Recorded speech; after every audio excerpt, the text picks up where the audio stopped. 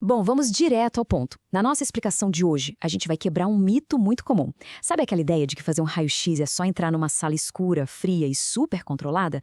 Pois é, muita gente acha que o raio-x portátil é só uma versão simplificada disso, tipo uma simples câmera fotográfica gigante em cima de rodinhas. Mas a realidade do dia a dia hospitalar é completamente diferente. Existe um universo de complexidade técnica, biológica e humana operando de forma totalmente silenciosa nos corredores dos hospitais. E é exatamente isso que a gente vai desvendar agora. Certo, vamos mergulhar nisso. Pensa na diferença estrutural. Na radiografia convencional, o paciente vai até um ambiente fixo, super controlado, projetado milimetricamente para isso. A iluminação, a distância, a blindagem, tudo é constante. Mas no raio-x portátil, o jogo vira. A máquina é levada até o paciente, em um ambiente totalmente imóvel e imprevisível. Estamos falando da alta tensão das unidades de terapia intensiva, alas de emergência lotadas, lugares onde cada segundo conta e o controle do ambiente é praticamente zero. Então, para entender a magnitude de tudo isso, a nossa jornada vai seguir por 5 passos. 1. O que é o raio-x portátil? 2. A ciência do posicionamento. 3. Proteção e biossegurança. 4. Dispositivos e equipe. E, por fim, o número 5, o lado humano. Vamos lá? Ponto número 1. O que era raio-x portátil, definindo o essencial no leito. A definição técnica é direta, mas olha, ela carrega um peso enorme. O raio-x no leito é aquele exame que leva o equipamento móvel até o paciente, evitando o transporte. Pensa na importância disso. Para pacientes intubados, dependentes de ventiladores mecânicos ou que acabaram de sofrer múltiplos traumas, uma simples viagem de maca pelos corredores até a sala de radiologia pode ser fatal. É essa máquina que elimina esse risco. Ela entrega segurança e velocidade cirúrgica exatamente onde a vida está por um fio. E para ter noção da escala colossal dessa operação, basta ver por onde essa máquina circula. Ela não fica parada num canto, não. O equipamento roda o dia inteiro, pelas UTIs, pelos prontos socorros que estão sempre um caos, enfermaria e centros cirúrgicos no meio de operações delicadíssimas e nas unidades coronarianas. É literalmente um salva-vidas itinerante que sustenta o diagnóstico em todas as frentes de batalha de um hospital. Avançando para o nosso ponto 2, a ciência do posicionamento. E aqui a gente vê que é muito, muito além de só apertar um botão. E isso ilustra de forma brilhante a raiz do desafio técnico. Na sala convencional, aquele exame clássico de tórax é feito na posição póstero-anterior, o PA.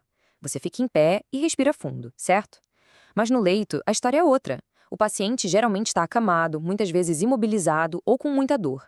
Então o exame precisa ser feito na incidência antério-posterior, o AP. E essa mudança de ângulo não é só um detalhe, ela traz limitações técnicas fortes, como a ampliação da sombra do coração na imagem. O profissional precisa de um conhecimento anatômico de ponta para compensar tudo isso na hora. E a ginástica mental não para por aí. Cada vez que o profissional chega na beira da cama, ele precisa calcular e ajustar parâmetros técnicos na mesma hora, dependendo do tipo físico e do estado clínico do paciente. Tem que ajustar o KV, o MAS, acertar milimetricamente a distância entre o foco e o filme e alinhar tudo para evitar que o paciente saia torto na imagem. Sabe por quê? Porque errar aqui significa repetir o exame. E repetir o exame significa dar uma dose dupla de radiação para um corpo que já está super frágil. Tem que acertar de primeira. Chegamos ao ponto 3, proteção e biossegurança hospitalar, o nosso verdadeiro escudo invisível. Bom, ao contrário de uma sala normal que é toda forrada com chumbo, o exame no leito acontece num ambiente aberto, no meio de outros pacientes, médicos e acompanhantes. Para evitar que a radiação se espalhe, o profissional tem que aplicar os 3 pilares da radioproteção sem pensar 2 vezes: distância, tempo e blindagem. É uma verdadeira coreografia. Ele organiza quem pode se afastar, calcula para o tempo de exposição ser o menor possível e usa barreiras físicas onde dá. Tudo isso em questão de segundos. Agora, e para proteger o próprio profissional, que dispara essa máquina dezenas de vezes no mesmo plantão? É aí que entram os equipamentos de proteção individual. O avental de chumbo e o protetor de tireoide são, literalmente, a armadura de quem está ali na linha de frente.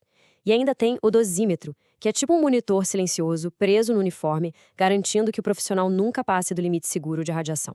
Mas tem um detalhe crucial. Os perigos nesses corredores não são apenas radiológicos, são biológicos também.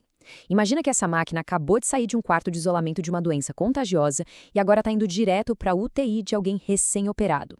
Isso exige protocolos absurdamente rígidos de biossegurança e limpeza.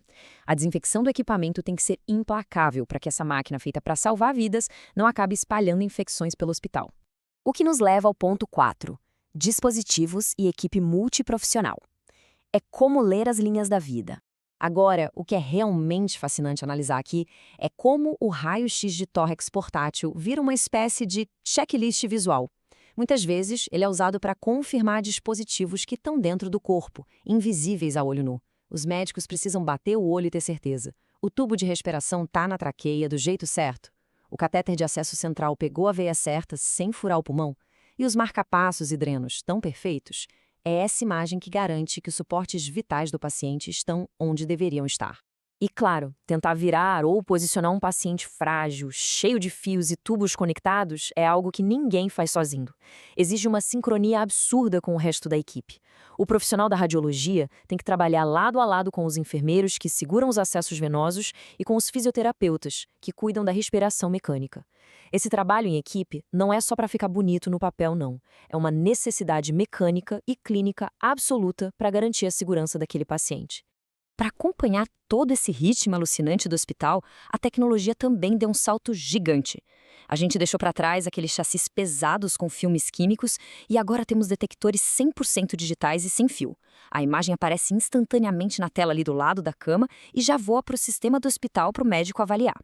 E com baterias potentes e até inteligência artificial apontando áreas críticas, a rapidez para fechar um diagnóstico hoje é simplesmente incomparável. E o nosso quinto e último ponto: o lado humano do exame. É exatamente onde a técnica mais fria encontra a empatia. É que a gente nunca pode esquecer o cenário. O ambiente ao redor desse leito é pesado. As pessoas ali não são apenas um caso clínico num prontuário. Elas estão severamente fragilizadas, longe de casa há dias, muitas vezes com dores agudas a cada mínimo movimento e super ansiosas com o barulho constante dos monitores da UTI. É uma vida humana enfrentando um de seus momentos de maior dor e vulnerabilidade. E é por isso que essa frase é tão poderosa. Transmitir calma, segurança, empatia e respeito. O cuidado humano faz toda a diferença. Quando o profissional entra naquele quarto tenso, empurrando uma máquina gigante, a atitude dele precisa trazer calma imediata. A técnica impecável tem que vir junto com um respeito profundo pela dor do outro. O exame pode ser rápido, mas a forma como esse toque humano é conduzido é o que vai ajudar no bem-estar psicológico e físico daquele paciente. E depois de olhar para todas essas camadas, o raio-x portátil deixa de ser só uma simples fotografia médica, não é verdade? Então fica aqui essa provocação para a gente pensar quantas variáveis invisíveis, sejam elas técnicas, biológicas ou simplesmente de empatia, você acha que estão operando atrás de cada porta fechada de hospital agora mesmo, só para proteger uma vida. Na próxima vez que a gente cruzar com uma dessas máquinas pelos corredores, a gente vai saber com certeza que aquilo não é só um equipamento com rodinhas, e sim um triunfo espetacular do cuidado humano e da ciência.